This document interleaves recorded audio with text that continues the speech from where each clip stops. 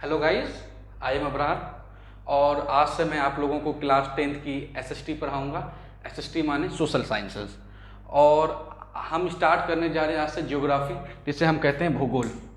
और ये जो हमारा 10th की ज्योग्राफी है, ये 9th के मुकाबले अगर हम कंपेयर करें, क्योंकि 9th में हमने देखा था कि व्हाट इज़ इंडिया, उसके बाद हमने देखा था कि इंडिया के कितने फिजियोग्राफिक डिवीजन्स हैं, फिर हमने देखा था कि हमारी रिवर सिस्टम कैसी है। 4th चैप्टर हमारा डील कर रहा था कि हमारी क्लाइमेट से लेके कि इंडियन क्लाइमेट कैसी है। 5th चैप्टर में फिर हमने देखा था कि पॉपुलेशन की क्या कंपोजिशन है और इंडिया में जो पॉपुलेशन डिस्ट्रीब्यूशन है वो किस हिसाब से हुआ है। ठीक है, तो ये हमारा 9th का था। अब आप लोग अपग्रेड होकर 10th में आ चुके हैं। ठीक है, तो अब 9th के मुकाबले अगर मैं 10th की बुक कंपेयर करूँ तो ये लगभग सेम सा है। 9th का बुक क्या था कि वो काफ़ी लेंदी था। ठीक है, इस वजह से आप लोगों को टफ लगता होगा, पर ये जो 10th की किताब है वो 9th के मुकाबले काफ़ी ज़्यादा इजी है, तो आप लोगों को पढ़ने में बहुत ज़्यादा आसानी होगी।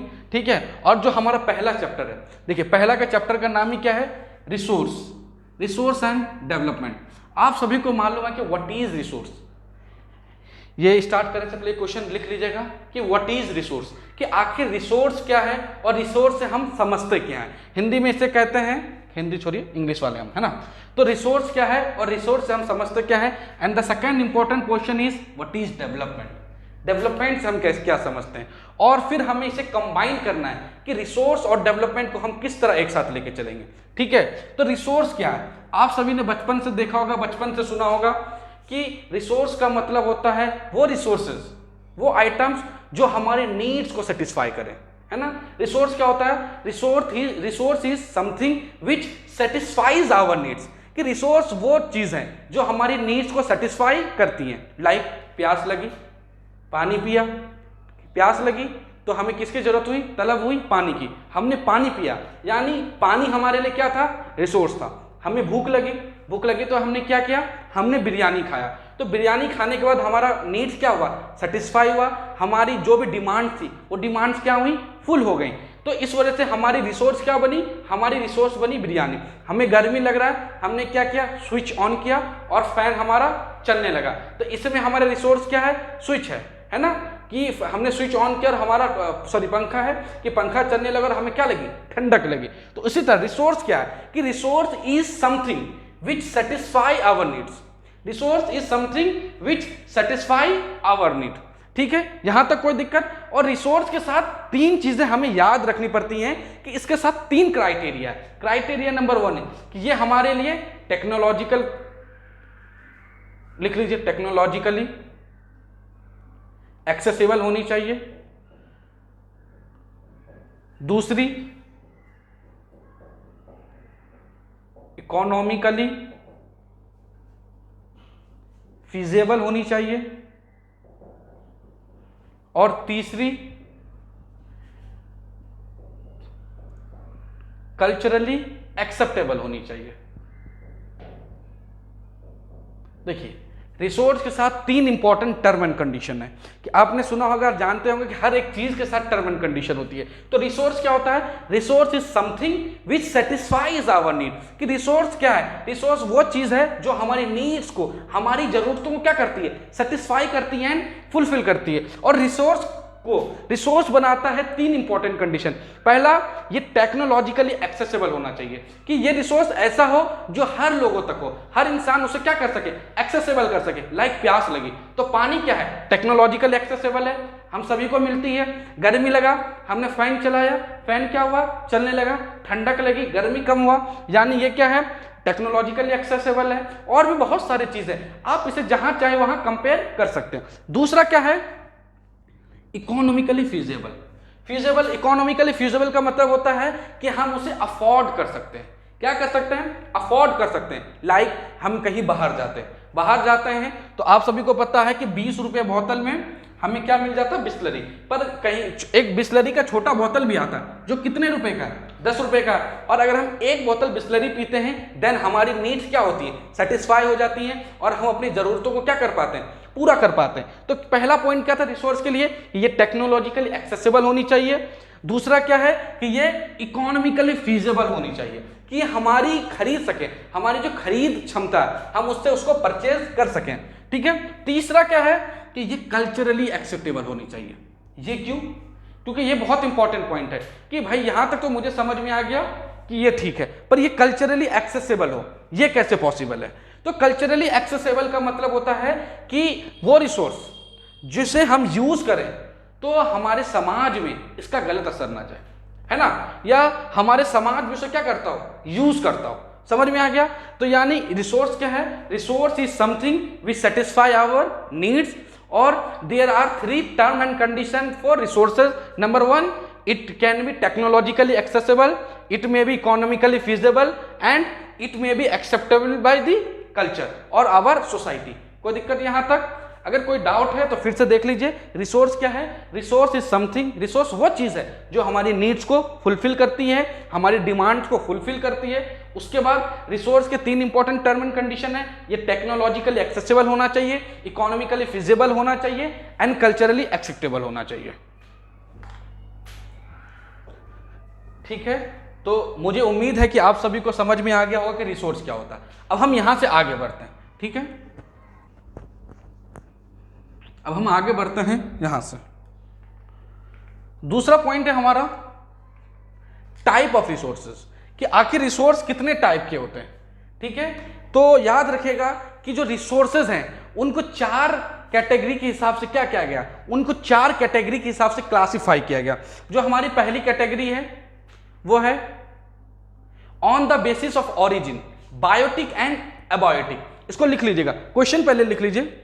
व्हाट इज रिसोर्सेज आपने लिखा था।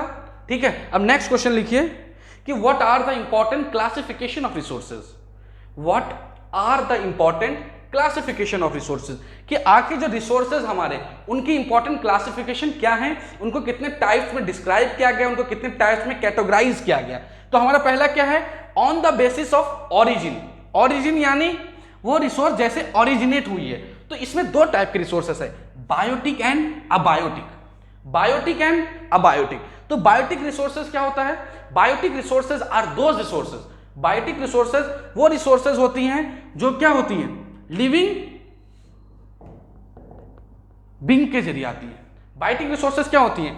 वो रिसोर्सेज जो लिविंग बींग्स के जरिए आती हैं। ठीक है, और abiotic resources are those resources, abiotic resources are those resources जिसमें लिविंग बींग्स नहीं होता है, इसमें जान नहीं होती है। ठीक है, लाइक पेड़ हमारा। ठीक है, पेड़ जब तक पेड़ है तो वो क्या है कि हमारे लिए रिसोर्स है। हमने जैसे उसे काट लिया तो जब तक वो पेड़ था बायोटिक में था, काटने के बाद हमने लकड़ी बना लिया। अब हम उस लकड़ी से अलग अलग स्ट्रक्चर्स को बना रहे, अलग अलग चीजों को बना रहे, देन वो क्या हो गया? अबायोटिक रिसोर्सेज हो गया। कोई दिक्कत? तो पहला समझ में आया कि on the basis of origin. दूसरा क्या है? On the basis of exhaustibility, renewable and non renewable. ये दूसरा पोर्शन है।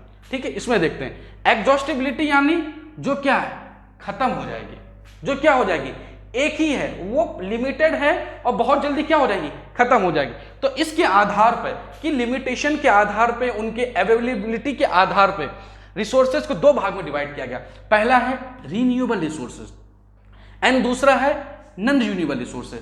तो रिन्यूएबल रिसोर्सेज क्या होता है? Renewable resources are those resources which can renew और रिप्लेनिश्ड, है ना। कि रिन्यूएबल रिसोर्सेज क्या होता है? रिन्यूएबल रिसोर्सेज वो रिसोर्सेज होता है जिसको हम क्या कर सकते हैं, रिन्यू कर सकते हैं, एक बार यूज करने के बाद दोबारा यूज कर सकते हैं। लाइक आप पूछेंगे कि सर वो क्या होता है रिन्यूएबल रिसोर्सेज?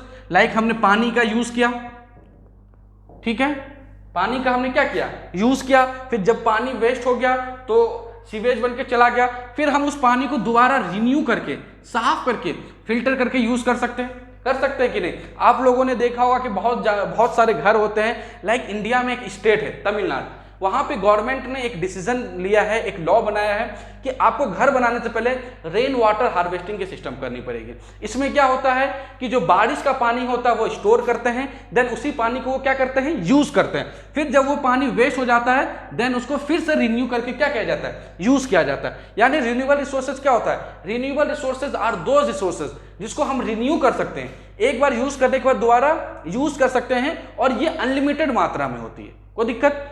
पर दूसरा क्या है, नॉन रिन्यूएबल रिसोर्सेज। ये बहुत इंपॉर्टेंट है, इसको बहुत ध्यान से समझेगा कि नॉन रिन्यूएबल रिसोर्सेज क्या होते हैं। Non renewable resources are those resources which has a limited stock, याद रखिएगा, non renewable resources are those resources, लिख लीजिए, which has a limited stock, यानी ये लिमिटेड मात्रा में और एक ना एक दिन जाके क्या हो जाएगी, खत्म हो जाएगी। लाइक कोयला, आप सभी को पता है कि कोल क्या है, लिमिटेड है और एक ना एक दिन क्या हो जाना है, खत्म हो जाना है। लाइक पेट्रोलियम,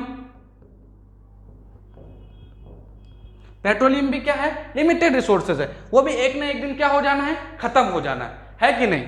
तो ये वो रिसोर्सेज होते हैं हम जिनको रिन्यू नहीं कर सकते, जो एक बार यूज हो गए तो हमेशा के लिए क्या है, खत्म हो गए, उनका वन टाइम यूज होता है। ठीक है, तो पहला समझ में है कि क्लासिफिकेशन कितने किए हैं, तो हमने पढ़े 4। पहला है on the basis of origin, तो इसमें पहला पॉइंट था biotic and abiotic.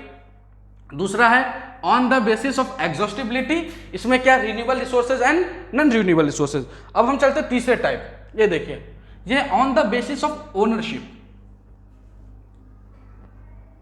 On the basis of ownership, ठीक है, यानी मालिकाना हक, स्वामित्व, ओनरशिप की। जैसे कि आप जिस फोन से देख रहे हैं, हो सकता है कि ये फोन आपका हो सकता है पापा ने दिलाया हो, है ना, पर अब इसके मालिक कौन है, आप हैं। क्यों, क्योंकि आपके पास है। इसी तरह on the basis of ownership की मालिकाना हक, ओनरशिप के आधार पर रिसोर्सेज को कितने भाग में क्लासिफाई किया गया, तो इसको 4 भाग में डिवाइड किया गया। पहला है हमारा इंडिविजुअल रिसोर्सेज, दूसरा है हमारा कम्युनिटी ओन्ड रिसोर्सेज, तीसरा है हमारा national resources and the last one is international resources, है ना। इंडिविजुअल रिसोर्सेज क्या होता है, देखिए, इंडिविजुअल रिसोर्सेज का मतलब होता है वो रिसोर्सेज जो आपकी अपनी इंडिविजुअल है। लाइक मान लेते हैं कि ये आपका पूरा घर का एरिया, ठीक है, बीच में घर है और चारों तरफ आपने क्या लगा रखा है, पेड़ लगा रखा है। मान लेते हैं एक में आम का पेड़ है, एक में लीची का पेड़ है, एक में कटहल का पेड़ है और एक में क्या नाम है, बनाना के पेड़ है। ठीक है, तो ये जो इसमें जो भी फल लगेंगे वो फल किनके होंगे, वो आपके होंगे। क्यों, क्योंकि ये जो प्रॉपर्टी है, ये प्रॉपर्टी किसकी है, ये प्रॉपर्टी आपकी है। तो इस तरह के रिसोर्सेज जो कोई एक इंडिविजुअली ओन करता है, जो किसी एक पर्सन का होता है, उसको हम क्या बोलते हैं, individual resources. The second one is community owned resources. अब आप पूछेंगे कि सर कम्युनिटी ओन्ड क्या होता है, तो याद रखिए, कम्युनिटी ओन रिसोर्सेज वो रिसोर्सेज होते हैं जो किसी एक इंडिविजुअल का नहीं होता, ये स्टेट देती है अपने सारे सिटीजन्स को। लाइक आप सभी के एरिया में क्या है, पार्क्स है कि नहीं, आप सभी के एरियाज में गार्डन्स होते हैं, फील्ड्स होते हैं। उसके अलावा आपने देखा होगा कि आसपास कहीं भी पब्लिक एरिया में क्या होता है, पेड़ होता है, लाइक मैंगो, ठीक है, बनाना, ETC, जितने भी पेड़ होते हैं, तो उस पेड़ का कोई मालिक होता नहीं, उसका मालिक कौन होता, सरकार होता है। तो community own resources are those resources जो कि पूरी कम्युनिटी ओन करती है, उसका कोई एक मालिक नहीं होता। लाइक पार्क, आप पार्क में जाके बैठिए, आप भी जा सकते हैं, आपका पड़ोसी भी जा सकता है, आपका भाई भी जा सकता है, कोई रोक टोक नहीं है। उसी तरह गार्डन, पर अगर आप किसी के पब्लिक गार्डन में जाके बैठ जाएं तो वो आपको मना करेगा। क्यों, क्योंकि वो इंडिविजुअल रिसोर्सेज था, पर वो जैसे ही गवर्नमेंट की प्रॉपर्टी में आ गए तो क्या हो गया, कम्युनिटी ओन रिसोर्सेज। ठीक है, तीसरा है हमारा नेचुरल रिसोर्सेज, नेशनल रिसोर्सेज। देखिए, नेशनल रिसोर्सेज वो रिसोर्सेज होते हैं जो एक किसी एक कंट्री के स्पेसिफिक होती है, ठीक है, उस पर कोई और कंट्री क्लेम नहीं कर सकती। समझ में आया, जैसे कि हमारा ये जो सदर्न इंडिया है ना, ये यहाँ पे पेनिनसुला प्लेटू का एरिया आपने पढ़ा होगा, ठीक है, और आपने देखा होगा यहाँ 3-4 स्टेट्स हैं, लाइक झारखंड, ओडिशा, मध्य प्रदेश, छत्तीसगढ़। ये वो स्टेट्स हैं जो मिनरली क्या है, रिच है। ठीक है, तो ये पूरी रिसोर्सेज किसकी है, ये नेशनल रिसोर्सेज है।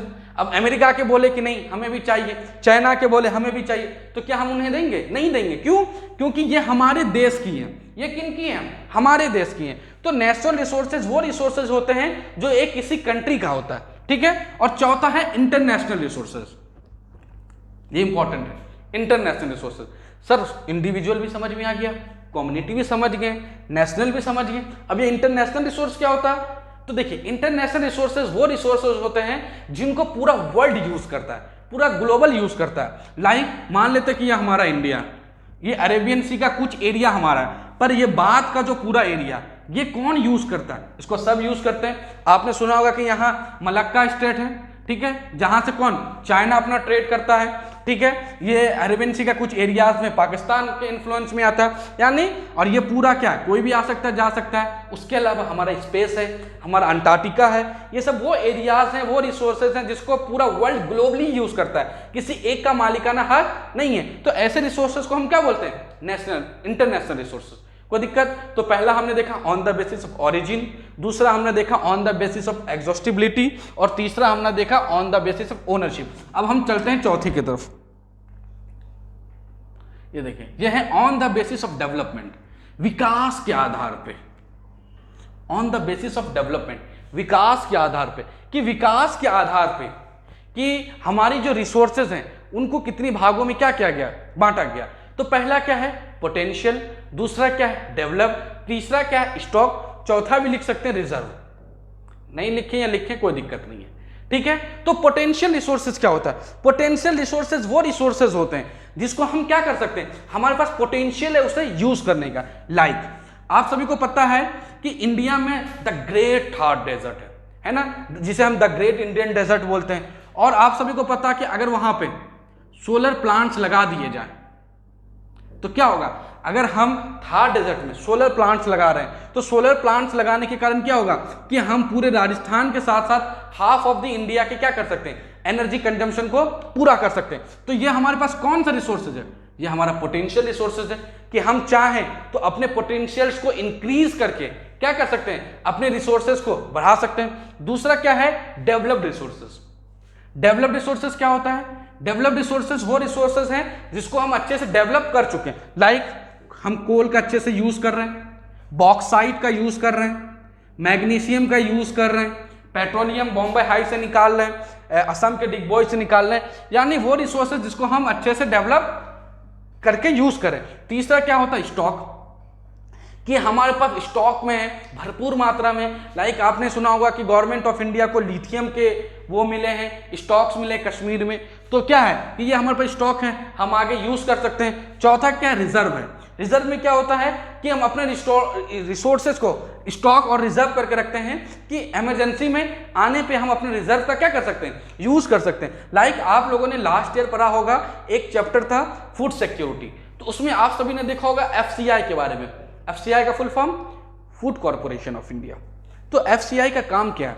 एफसीआई का काम है कि इंडिया में किसानों से कल्टीवेशन के बाद उनके जो भी एक्स्ट्रा रिसोर्सेज हैं उनको क्या करना है, कलेक्ट करना है, और उन रिसोर्सेज को कलेक्ट करने के बाद पीडीएस सिस्टम के जरिए गरीबों में, है ना, क्या करना है, बांट देना है, अंत्योदय में बांट देना है। तो समझ में आया कि there are 4 important classification of resources. Resource classification number 1 is on the basis of origin, इसको 2 भाग में बांटा गया है, abiotic and abiotic. On the basis of exhaustibility, इसको 2 भाग में बांटा गया है, renewable and non renewable. On the basis of ownership, इसको 4 भागों में बांटा गया है। The first one individual, the second word is community, the third word is national and the last one is international resources. ठीक है। और चौथा हमने क्या देखा? On the basis of development, इसको कितने भागों में बांटा गया है? पोटेंशियल रिसोर्सेज, उसके बाद बांटा गया है development resource, developed resources, stock and reserve. कोई दिक्कत यहां तक किसी को? ठीक है। अब हम आगे बढ़ते हैं। देखिए द नेक्स्ट टॉपिक है हमारा डेवलपमेंट ऑफ रिसोर्सेज, कि ये जो रिसोर्स है हमें इसे डेवलप करने की क्या जरूरत है। तो आप सभी ने देखा कि मैंने क्या बताया कि resource is something which satisfy our needs. Resource वो है जो हमारी नीड्स को क्या करती है, सेटिस्फाई करती है, जो हमारी नीड्स को फुलफिल करती है। कोई दिक्कत नहीं। तो अब हम इसको अच्छे से और बेहतर ढंग से समझते हैं। ठीक है, कि डेवलपमेंट ऑफ रिसोर्सेज क्यों जरूरी है, कि हमारे पास जो रिसोर्सेज है हम उसे क्यों डेवलप करें। क्योंकि आप सभी ने देखा है कि हम लोगों ने रिसोर्स को एज अ कॉमोडिटी यूज करना शुरू कर दिया है ना, कि हमने क्या समझ लिया कि नेचर ने हमें दिया है, जितना मन उतना यूज करो, है कि नहीं। हम पानी जितना चाहे उतना यूज कर लेते हैं, करते हैं कि नहीं करते हैं। ठीक है, हम जितने चाहे अपने रिसोर्स के लेके पेड़ों की कटाई कर रहे हैं। आप सभी ने देखा होगा कि आज के वक्त में ग्लोबल वार्मिंग बढ़ रहा है। क्यों बढ़ रहा है? सबसे पहला रीजन अफॉरेस्टेशन, ओजोन लेयर में डिप्लेशन, ये हर बच्चा जानता है। पर इसके पीछे का रीजन क्या है? हम इसके पीछे के रीजन जानने के लिए हमें जो इंपॉर्टेंट चीज पढ़ना है, वो क्या है, रिसोर्स ऑफ डेवलपमेंट, कि आखिर रिसोर्स ऑफ डेवलपमेंट क्या है और ये क्यों जरूरी है किसी भी एक कंट्री के लिए, स्पेशली एक डेमोक्रेटिक कंट्री लाइक इंडिया, जहां पे 121 करोड़ प्लस पॉपुलेशन है अकॉर्डिंग टू 2011 की सेंसस।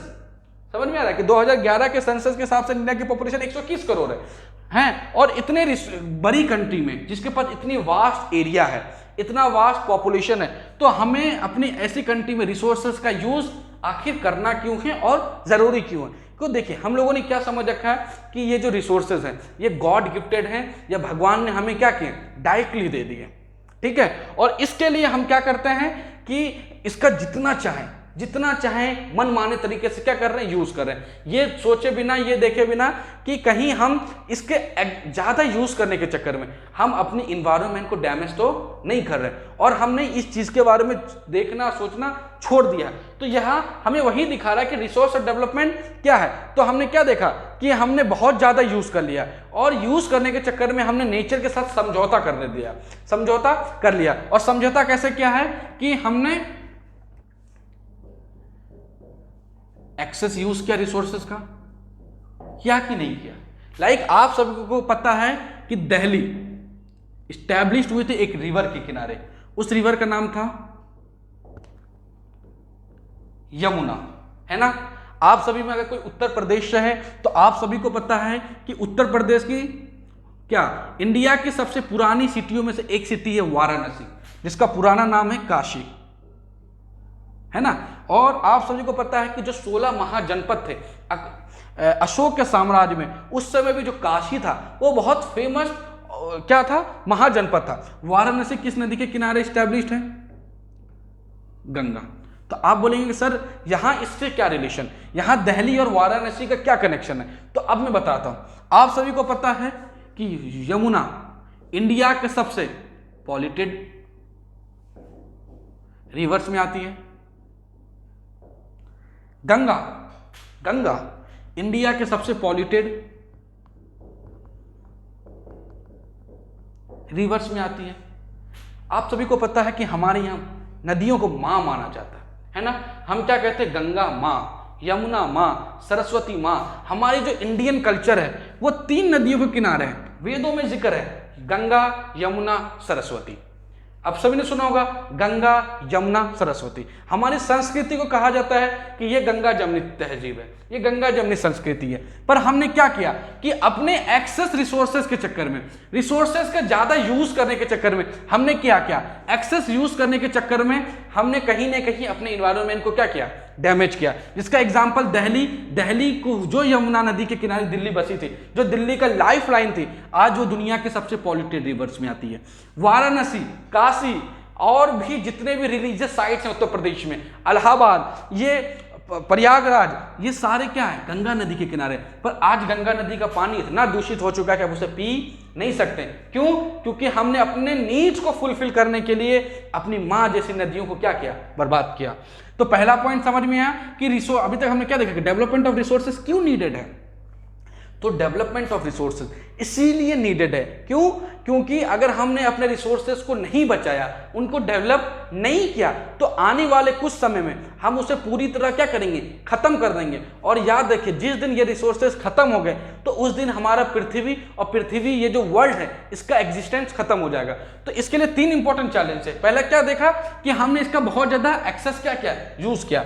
दूसरा क्या है कि कुछ लोग हैं, कुछ इंडिविजुअल्स हैं, उन्होंने अपनी ग्रीड को पूरा करने के लिए, याद रखिएगा वर्ड, अपने ग्रीड को पूरा करने के लिए रिसोर्सेज का बहुत ज्यादा डिप्लीशन किया। और इससे हमारी सोसाइटी 2 भाग में डिवाइड हो गई है। एक रिच जो होल्ड करते हैं, क्या होल्ड करते हैं, सारी रिसोर्सेज को, है कि नहीं। दूसरा पुअर, जिनके पास क्या है, कुछ नहीं है। ये क्या है, इनके पास कोई रिसोर्सेज नहीं है। तो हमने क्या देखा कि डेवलपमेंट ऑफ रिसोर्सेज बहुत जरूरी है। क्यों? क्योंकि रिसोर्सेज के आधार पे ही हम क्या कर रहे हैं, जिंदा हैं। हम रिसोर्स के आधार पे क्या कर रहे हैं, अपने नीड्स को फुलफिल कर रहे हैं। और अगर हमने अपने रिसोर्स को प्रोटेक्ट नहीं किया तो ये एक दिन क्या हो जाएगी, पूरी तरह खत्म हो जाएगी। और जिस दिन ये रिसोर्सेज खत्म हुई उस दिन ह्यूमन एग्जिस्टेंस खत्म हो जाएगा। और इसके लिए हमने 3 चैलेंजेस क्या देखे कि हमने इसे बहुत ज्यादा एक्सेस क्या किया, यूज किया। उसके बाद हमने क्या देखा कि इसने हमारी सोसाइटी को दो भाग में बांट दिया। एक रिच है जो सारे रिसोर्सेज को क्या करते हैं, होल्ड करते हैं, और एक गरीब हैं जिनके पास रिसोर्सेज नहीं है। और तीसरा हमने क्या देखा कि हमने इतना एक्सेस यूज किया कि ये हमारे लिए अब इकोलॉजिकल चैलेंज बन चुका है। क्या बन चुका है? Ecological challenge. अब आप बोलेंगे सर इकोलॉजिकल चैलेंज क्या होता है? इन्वायरमेंटल चैलेंज, ओजोन लेयर में depletion, global warming, soil degradation, water degradation, air pollution. आप सभी ने ये सब वर्ड बार बार सुने होंगे। आप सभी ने देखा होगा कि दिल्ली दुनिया के सबसे पॉल्यूटेड शहर में आती है कि नहीं आती है? क्यों आती है? क्योंकि यहाँ की एयर की क्वालिटी बहुत ज़्यादा क्या है, खराब है। क्यों खराब है? क्योंकि हमने अपने रिसोर्सेज का बहुत ज़्यादा क्या किया है, यहाँ पे यूज़ किया है, इस कारण से खराब हो गई। तो इसीलिए हमें अपने रिसोर्सेज को बचाने की बहुत ज़रूरी है, क्योंकि अगर हम अपने रिसोर्सेज को प्रोटेक्ट नहीं करेंगे तो ये वर्ल्ड का जो पूरा निज़ाम है, ये जो हमारा वर्ल्ड है, इसका एग्जिस्टेंस पूरी तरह खत्म हो जाएगा। ठीक है, तो अभी तक एक बार हम रिवाइज करते हैं कि हमने क्या क्या पढ़ा। ठीक है, फिर हम आगे बढ़ते हैं। एक बार आप लोग भी देख लीजिएगा, जो जिनको ना समझ में आया हो अब एक बार फिर से समझ लीजिए। हमने सबसे पहले देखा कि व्हाट इज रिसोर्सेज। तो हमने क्या देखा? Resource are something which satisfy our needs. कि रिसोर्स वो चीज़ है जो हमारी नीड्स को क्या करती है, फुलफिल करती है।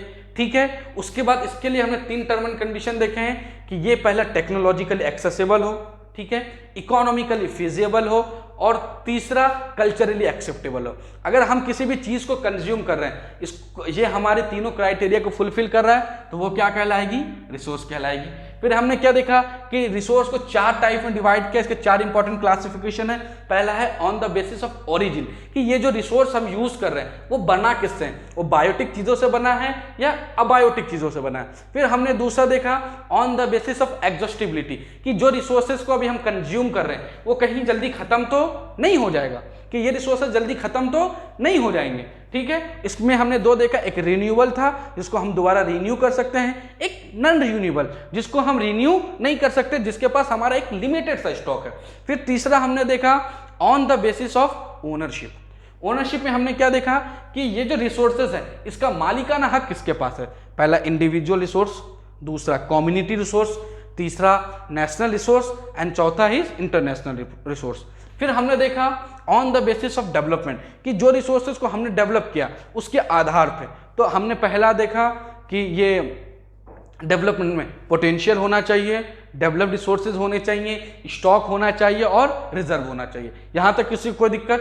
फिर हमने क्या देखा कि डेवलपमेंट ऑफ रिसोर्सेज क्या है, कि डेवलपमेंट ऑफ रिसोर्सेज क्या है? तो डेवलपमेंट ऑफ रिसोर्सेज का मतलब है कि हमारे पास जो रिसोर्सेज है हमें उन्हें क्या करना है? डेवलप करना है। क्यों डेवलप करना है? कि अगर हमने इस रिसोर्सेज को डेवलप नहीं किया तो ये ह्यूमन एग्जिस्टेंस को क्या करेंगे? खत्म कर देंगे, हमारे नीड्स को फुलफिल नहीं कर पाएंगे। और इसके लिए हमने 3 चैलेंज भी देखा कि हमने क्या किया, हमने बहुत ज़्यादा यूज़ किया है, और इतना यूज़ किया कि कुछ लोगों ने इसे पूरी तरह होल्ड कर लिया है, जिससे रिचर क्लास पैदा हो गई है। और तीसरा इससे इकोलॉजिकल चैलेंज हो गया है कि हमारी इन्वायरमेंट दिन ब दिन क्या होती जा रही है? डिग्रेड होती जा रही है। ठीक है, अब हम चलते हैं नेक्स्ट टॉपिक की तरफ, रिसोर्स प्लानिंग। हमारा नेक्स्ट टॉपिक है रिसोर्स प्लानिंग। पर इसको रिसोर्स प्लानिंग करने से पहले हमें पढ़ना है सस्टेनेबल डेवलपमेंट।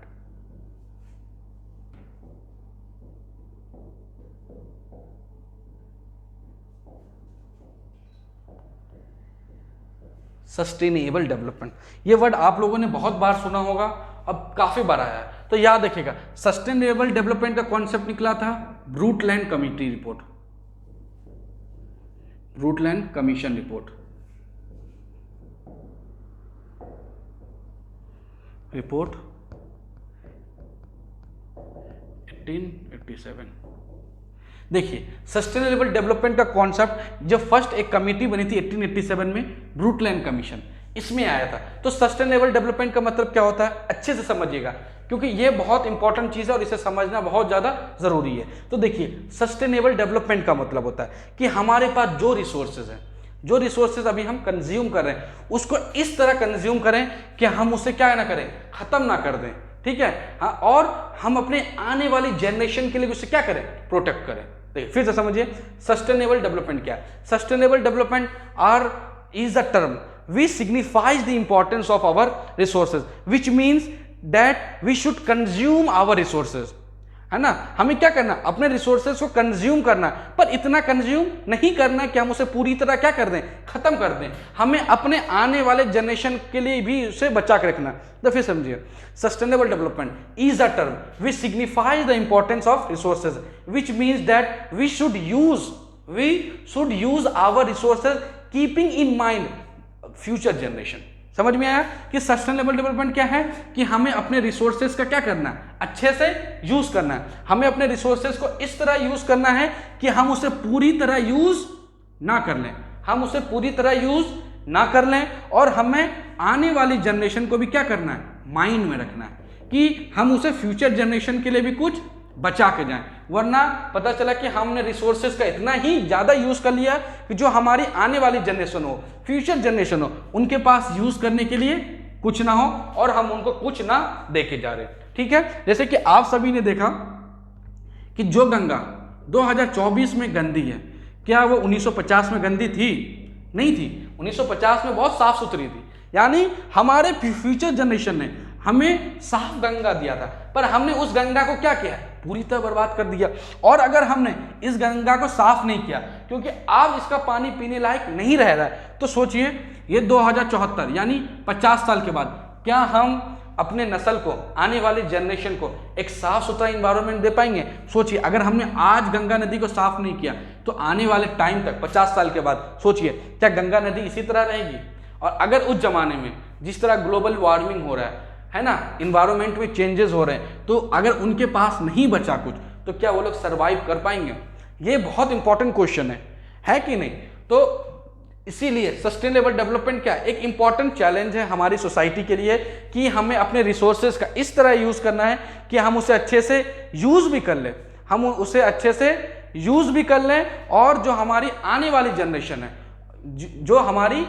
वाली जनरेशन है वो भी अच्छे से क्या कर सके, उसका यूज कर सके। कोई दिक्कत यहां तक?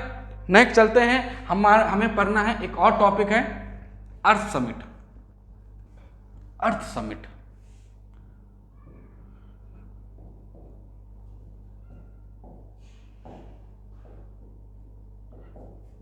1992 अर्थ समिट जो 1992 में हुआ था ब्राजील के रियो दी जेनेरियो शहर में।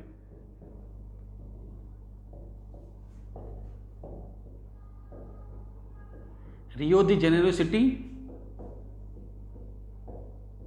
ब्राजील में। इसमें उस समय के 100 कंट्रीज के लीडर्स ने पार्टिसिपेट किया था।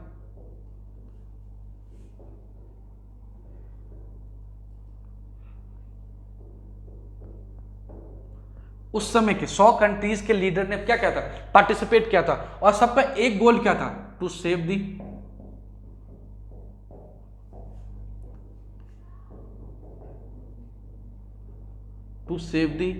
environment and tackle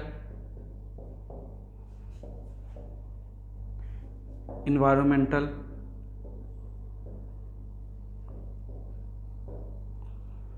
concerns। ठीक है, देखिए मैंने शॉर्ट में ये पूरा अर्थ समिट आपके सामने उतार दिया है, और इसे आप चाहें तो कॉपी भी कर सकते हैं। देखिए फिर हम समझते हैं कि ये अर्थ समिट 1992 क्या था, कि ये 1992 में जो अर्थ समिट हुआ था वो क्या है और इसकी इंपॉर्टेंस क्या है। ठीक है, तो ये बेसिकली ब्राजील है। ब्राजील में एक शहर है, ब्राजील हमारा पड़ता है साउथ अमेरिका में, याद रखिएगा। ब्राजील में एक शहर है जिसका नाम क्या है, रियो दी जेनेरियो। रियो दी जेनेरियो में 1992 में अर्थ समिट किया गया था, जिसमें उस जमाने के 100 कंट्रीज के हाई लीडर्स, पॉलिटिकल लीडर्स क्या कहते, पार्टिसिपेट किए थे, और जिनका मेन मकसद क्या था कि किसी भी तरह हमें अपने इन्वायरमेंट को बचाना है। क्यों? क्योंकि ग्लोबल वार्मिंग के कारण, ओजोन लेयर में डिप्लेशन के कारण लैंड हमारा खराब हो रहा है, डिग्रेड हो रहा है, सॉइल हमारा डिग्रेड हो रहा है, एयर पॉल्यूशन बढ़ता जा रहा है ना, और इस तरह इन कारणों के बहुत सारी बीमारियां बढ़ रही हैं। इस कारण से हमारा इन्वायरमेंट को हमें क्या करना है, प्रोटेक्ट करना है, और जितने भी इन्वायरमेंटल कंसर्न्स हैं हमें उन्हें क्या करना है, खत्म करना है। कोई दिक्कत? तो ये समिट 1992 में हुआ था। इसके जो भी इंपॉर्टेंस थे वो मैंने यहां आप सभी के सामने लिख दिए। कोई दिक्कत? इसके बाद जो नेक्स्ट टॉपिक है वो है हमारा एजेंडा 21। ये भी अर्थ समिट से जुड़ा हुआ है।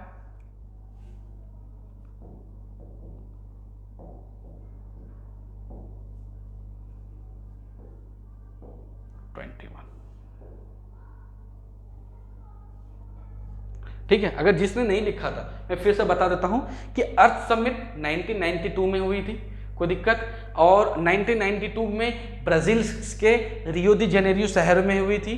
इसमें 100 कंट्रीज के जो प्रेसिडेंट थे, पार्लियामेंट के हेड्स थे, उन्होंने क्या किया था, पार्टिसिपेट किया था। और जिनका मेन मोटो क्या था, जिनका मेन मोटो था कि हमें अपने इन्वायरमेंट को क्या करना है, प्रोटेक्ट करना है। और जितने भी इन्वायरमेंटल कंसर्न्स हैं, like global warming, like depletion इन ओजोन लेयर, लाइक हम बोल सकते हैं कि air pollution, water pollution, soil pollution, land degradation, soil degradation, etc, जितने भी कंसर्न्स हैं हम उन्हें क्या करना है, टैकल करना है। और इन्हीं टैकल करने के लिए वहां एक प्लान बना जिसका नाम था एजेंडा 21। इसका नाम था एजेंडा 21। क्वेश्चन में यह आ सकता है कि what is agenda 21, define the importance of agenda 21, comment on the importance of agenda 21, critically examine the concerns raised in agenda 21। कुछ भी तरह के क्वेश्चंस पूछे जा सकते हैं, वो अपने हिसाब से किसी भी तरह के क्वेश्चंस को आपसे पूछ सकते हैं। ठीक है, तो अब हम देखते हैं कि ये एजेंडा 21 हमारा है क्या।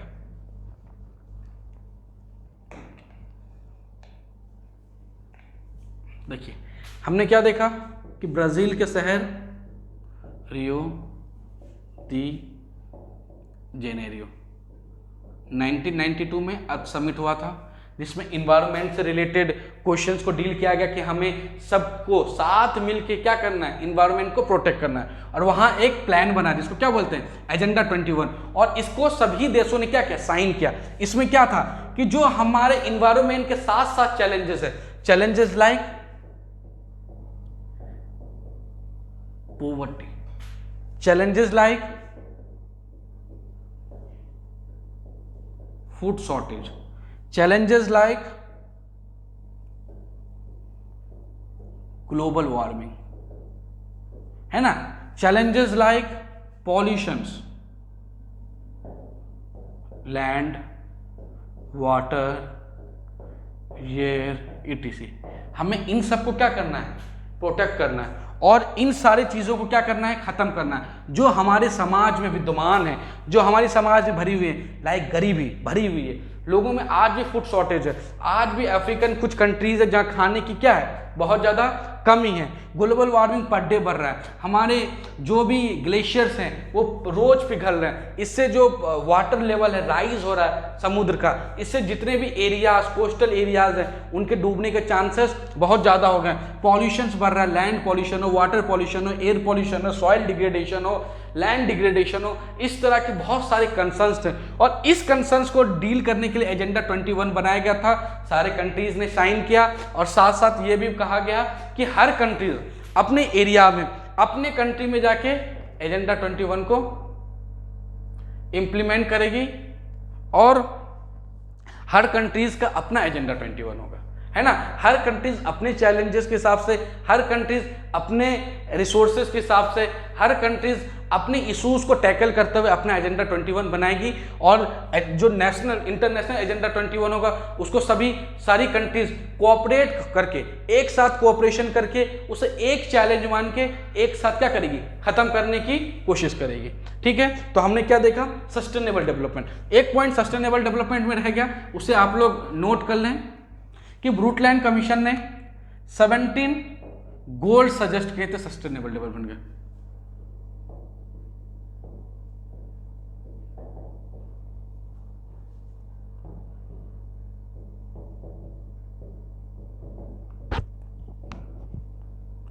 इस पॉइंट को लिख लें, इंपॉर्टेंट पॉइंट है।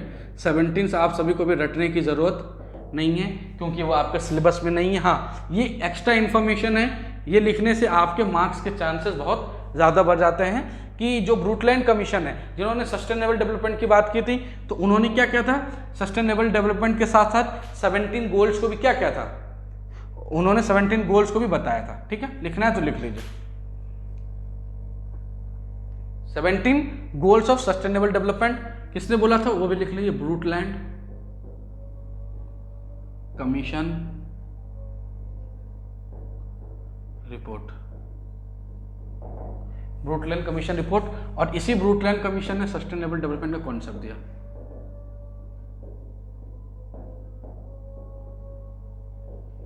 ठीक है, इसी ब्रूटलैंड कमीशन रिपोर्ट ने सस्टेनेबल डेवलपमेंट का कॉन्सेप्ट दिया। लिख लीजिए आप लोग, 1 मिनट का टाइम और है, जो भी लिखना है लिख लीजिए, फिर मैं एक बार फिर से रिवाइज करा के फिर आगे बढ़ता हूं। ठीक है, मिटा देता हूं। देखिए हमने अभी क्या देखा, सस्टेनेबल डेवलपमेंट क्या है और अर्थ समिट क्या था और एजेंडा 21 क्या। शॉर्ट में समझते हैं। सस्टेनेबल डेवलपमेंट एक कॉन्सेप्ट है जो 1987 में ब्रूटलैंड कमीशन रिपोर्ट के जरिए आई। इस कॉन्सेप्ट में यह कहा गया कि जो भी रिसोर्सेज हैं, जो भी रिसोर्सेज अभी हम यूज कर रहे हैं, हमें उसे इस तरह यूज करना है कि हम उसे आने वाली नस्लों के लिए, आने वाले जनरेशन के लिए भी प्रोटेक्ट करके रख सके, और हम उसका इतना एक्सेस यूज ना कर लें कि जो हमारी आने वाली नस्लें हैं वो उनका यूज ना कर पाए। ठीक है, कोई दिक्कत। और ये ब्रूटलैंड कमीशन रिपोर्ट ने दिया था, और इसके कितने गोल्स थे, 17 गोल्स। फिर हमने देखा अर्थ समिट,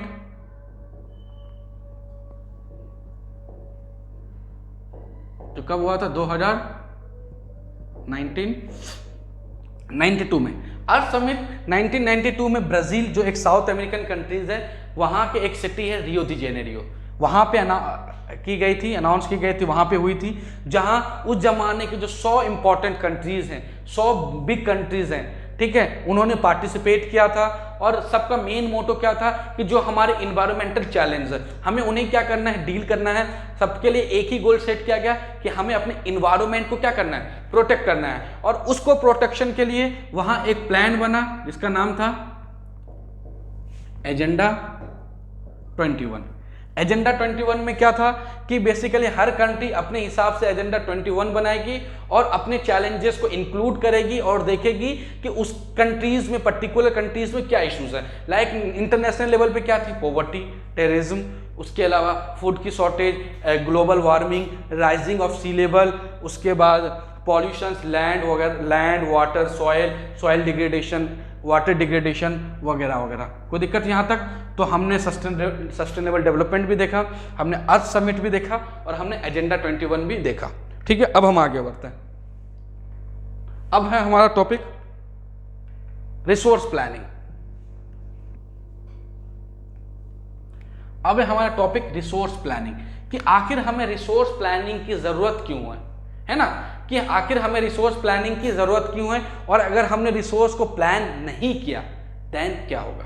जैसे कि मैंने डेवलपमेंट ऑफ रिसोर्सेज में बताया था कि हमें अपने रिसोर्सेज को क्या करना है, डेवलप करना है। अगर हमने उसे डेवलप नहीं किया तो हम उसे क्या कर देंगे, खत्म कर देंगे, है ना। और यहां पे क्या है, रिसोर्स प्लानिंग, कि हमें अपने जो भी रिसोर्सेज हैं उसको इस तरह यूज करना है, पूरे प्लान के साथ यूज करना है, ताकि हम उसे बर्बाद ना कर दें, तो बताइए रिसोर्स प्लानिंग के लिए क्या होगा। जाहिर सी बात है, हमें वाटर का कम यूज करना पड़ेगा, है कि नहीं। जैसे कि हम इसको इंडिया के कॉन्टेक्स्ट में समझते हैं कि आखिर रिसोर्स प्लानिंग है क्या। आप सभी को पता होगा कि नॉर्थ ईस्टर्न स्टेट्स हैं,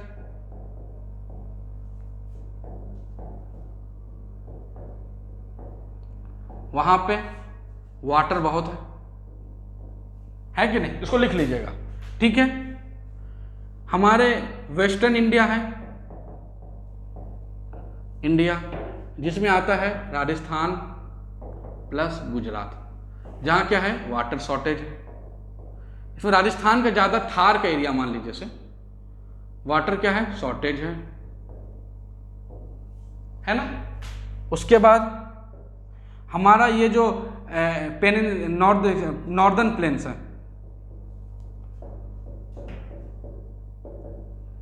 ये एग्रीकल्चर रिच है।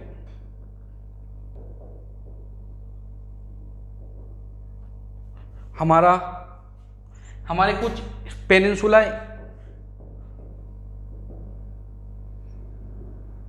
एरियाज हैं, like MP, Chhattisgarh, MP, Chhattisgarh, उसके बाद हमारा उड़ीसा, झारखंड, ये वो स्टेट्स हैं जो मिनरली रिच हैं। यानी क्या देखा आपने कि इंडिया का जो हर एरियाज है, हर एरिया की खासियत क्या है, अलग है। नॉर्थ ईस्टर्न एरिया जो है वहां वाटर तो है, पर वहां क्या नहीं है, वहां डेवलपमेंट नहीं है। कौन सा डेवलपमेंट? Infrastructural development. वहां इंफ्रास्ट्रक्चरल डेवलपमेंट नहीं है। जो वेस्टर्न इंडिया है, लाइक राजस्थान एंड गुजरात, यहां थार के एरिया में वाटर शॉर्टेज तो है, पर इनके पास क्या है, टूरिज्म है कि नहीं। नॉर्दर्न प्लेन्स में यहां एग्रीकल्चर क्या है, बहुत ज्यादा है। तो जो पेनिनसुला एरियाज है, लाइक मध्य प्रदेश, छत्तीसगढ़, ओडिशा, झारखंड, यहां पे क्या है, मिनरल्स बहुत ज्यादा है। और ये एक चीज आपने क्या देखा कि ये जो सारे चीजें, सारे रिसोर्सेस है, ये कोई एक जगह नहीं है, ये हर जगह क्या है, डिस्ट्रीब्यूटेड है, हर एरियाज में डिस्ट्रीब्यूटेड है। ये कोई एक एरिया में सेंट्रली एग्जिस्टेड नहीं है। इसीलिए हमें क्या जरूरत है, रिसोर्स प्लानिंग करने की जरूरत है। अगर हम रिसोर्स प्लान करेंगे तो हम क्या कर सकते हैं कि इंडिया में जिस एरिया में जिस चीज की कमी है, लाइक हमारा लद्दाख में वाटर की कमी है ना, क्योंकि वो सबसे बड़ा पेनिनसुला वहीं है ना। लद्दाख में वाटर प्लेटू वहीं है। लद्दाख में वाटर की कमी है, हमेशा क्या रहता है, बर्फ जमा रहता है, ठीक है। टूरिज्म भी धीरे धीरे ग्रो हो रहा है। इंफ्रास्ट्रक्चर क्या है, कमी है कि नहीं। हम देख सकते हैं झारखंड के पास इतने रिसोर्सेज है, मिनरल रिसोर्सेज, पर एक गरीब कंट्री है। बिहार बहुत बीमारू राज्य में आता है, मध्य प्रदेश और राजस्थान हो। तो ऐसे सिचुएशन में कि इंडिया के कुछ एरियाज में, कुछ स्टेट्स में रिसोर्सेज काफी ज्यादा हैं और कुछ स्टेट्स में रिसोर्सेज की काफी कमी है। और ऐसे में सारे स्टेट्स के रिसोर्सेज को, सारे डिमांड्स को फुलफिल करने के लिए जो हमें सबसे ज्यादा जरूरी चीज है वो क्या है, वो है रिसोर्स प्लानिंग। इसीलिए तो अब समझ में आया कि रिसोर्स प्लानिंग क्या है। रिसोर्स प्लानिंग का मतलब है कि हमें हमारे पास जो भी अवेलेबल रिसोर्सेज है उसको फुल्ली यूटिलाइज करने के लिए, उसका मैक्सिमम यूटिलाइजेशन के लिए, उसका ऑप्टिमम यूटिलाइजेशन के लिए हमें सबसे पहले जानना होगा कि कहां पे क्या रिसोर्सेज है, नंबर 1। नंबर 2, हमें यह देखना पड़ेगा कि किस एरियाज में किस रिसोर्सेज की कमी है। देन क्या करना होगा कि जहां जिस चीज की अवेलेबिलिटी ज्यादा है, हम वहां से लेके जिस एरियाज में कमी है, हम उन एरियाज में उनको क्या कर सकते हैं, सप्लाई कर सकते हैं। इससे क्या होगा कि ऐसे इस चक्कर में जो हमारा ओवरऑल इंडिया है वो एक साथ डेवलप करेगा और हर जगह विकास की गति, विकास की धारा बहेगी। समझ में आया। इस वजह से रिसोर्स प्लानिंग बहुत जरूरी है। क्यों? क्योंकि जिन एरियाज के पास रिसोर्सेज है वो तो ठीक है, पर जिन एरियाज के पास नहीं है, क्या वो इंडिया का पार्ट नहीं है? तो वो इंडिया का पार्ट है। तो गवर्नमेंट का क्या काम है कि जहां जो रिसोर्सेज अवेलेबल है, ज्यादा है, उनको दूसरी जगह क्या करना है, शिफ्ट करना है। कोई दिक्कत? तो आज के लिए हम यहीं रखते हैं, यहीं तक का रखते हैं, ठीक है। पर हम एक बार जानने से पहले एक बार फिर से देख लेते हैं कि हमने क्या पढ़ा और क्या देखा। एक बार क्विक रिवीजन जाने से पहले कि आप सभी के माइंड में वापस आ जाए, और कल आने से पहले एक बार रिवाइज करके आइएगा, क्योंकि ये बहुत इजी है। और मैंने पहले बताया कि 9 के मुकाबले जो 10th है वो काफ़ी इजी है, और आप लोगों की अगर थोड़ी सी समझ बेहतर है तो आप लोग खुद से क्या कर सकते हैं, पढ़ सकते हैं, है ना। जैसे देखिए, सबसे पहला हमारा क्या था कि रिसोर्स क्या है। तो हमने क्या देखा कि resource is something which fulfills our needs, which satisfy the demands of our needs, ठीक है। दूसरा हमने क्या देखा, ये देखिए जो हमने पढ़ा था कि जो रिसोर्सेज हैं, है ना, नेचुरल रिसोर्सेज हैं, ह्यूमन रिसोर्सेज है। नेचुरल रिसोर्सेज हमने क्या देखा था, रिन्यूएबल, नॉन रिन्यूएबल है, एक कॉन्टिन्यूअस है, बायोलॉजिकल है, ठीक है, रिसाइकल है, नॉन रिसाइकेबल है, ठीक है। उसके बाद हमने क्या देखा, टाइप ऑफ रिसोर्सेज। तो 4 इंपॉर्टेंट क्लासिफिकेशन थे। Classification number 1, on the basis of origin, exhaustibility, ownership and development. और on the basis of origin के हिसाब से 2 भाग में डिवाइड किया गया है, बायोटिक एंड अबायोटिक। एग्जॉस्टिबिलिटी के हिसाब से रिन्यूएबल एंड नॉन रिन्यूएबल। उसके बाद ओनरशिप के हिसाब से individual, community, national and international. And development के हिसाब से potential, developed and stock and reserve. फिर हमने देखा कि डेवलपमेंट ऑफ रिसोर्सेज हमें क्यों जरूरी है, कि डेवलपमेंट ऑफ रिसोर्सेज हमें इस वजह से जरूरी है क्योंकि अगर हमने इसे डेवलपमेंट नहीं किया, डेवलप नहीं किया, तो ये क्या हो जाएगा, एक ना एक दिन खत्म हो जाएगा। फिर हमने क्या देखा, रिसोर्स प्लानिंग क्या होती है कि, और हमने रिसोर्स प्लानिंग किस हिसाब से किया है, कोई दिक्कत यहाँ तक। फिर हमने देखा कि सस्टेनेबल डेवलपमेंट क्या है, सस्टेनेबल डेवलपमेंट कहाँ से आया, उसके क्या चैलेंजेस थे। तो क्या है सस्टेनेबल डेवलपमेंट? सस्टेनेबल डेवलपमेंट का मतलब है कि हमारे पास जो भी रिसोर्सेज हैं, हमारे पास जो भी रिसोर्सेज हैं, हम उसे इस तरह यूज करें, ऑप्टिमम अपना यूटिलाइजेशन करें कि हम उससे फुलफिल अपने डिमांड्स को भी कर लें और आने वाले जनरेशन के लिए भी हम उससे क्या करें, सेव करें और बचा लें। ठीक है। फिर हमने देखा कि अर्थ समिट क्या है, तो अर्थ समिट 1992 रियो दी जेनेरियो में ऑर्गेनाइज की गई थी, जिनका मेन मोटो क्या था, इन्वायरमेंटल प्रोटेक्शन। 100 कंट्रीज के हेड्स ने उसे क्या कहता है, चेयर किया था। उसके अलावा अर्थ समिट के बाद हमने देखा कि एजेंडा 21 क्या है, तो हमने एजेंडा 21 में क्या देखा, हमने एजेंडा 21 में देखा कि बेसिकली ये एक एजेंडा था जिसको सारे कंट्रीज ने मिलकर बनाया था कि हमें किस तरह हमें अपने कंट्री का विकास करना है और अपने इन्वायरमेंट का प्रोटेक्ट करना है, और हर कंट्रीज अपने हिसाब से अपना एजेंडा तैयार करेगी। ठीक है। तो ये आज हमने देखा, एक क्विक रिवीजन क्या है, कल आने के बाद भी हम एक बार क्विक रिवीजन कर लेंगे। और मैं चाहूंगा कि अब कल आने से पहले एक बार रीड करके आइए और जो मैंने पढ़ाया उसे एक बार देख के आइए। इससे आपके डाउट्स पूरी तरह क्लियर हो जाएंगे। जो आपके डाउट्स रह जाए वो कल क्विक रिवीजन में कर लेंगे और फिर हम आगे बढ़ेंगे। पर मैं चाहूंगा कि आप आने से पहले एक बार पढ़ के आएँ ताकि आपके डाउट सारे क्लियर हों और कल हम जो भी पढ़ें तो हम उसे अच्छे से समझ पाएँ। ठीक है। तो आज के लिए थैंक यू।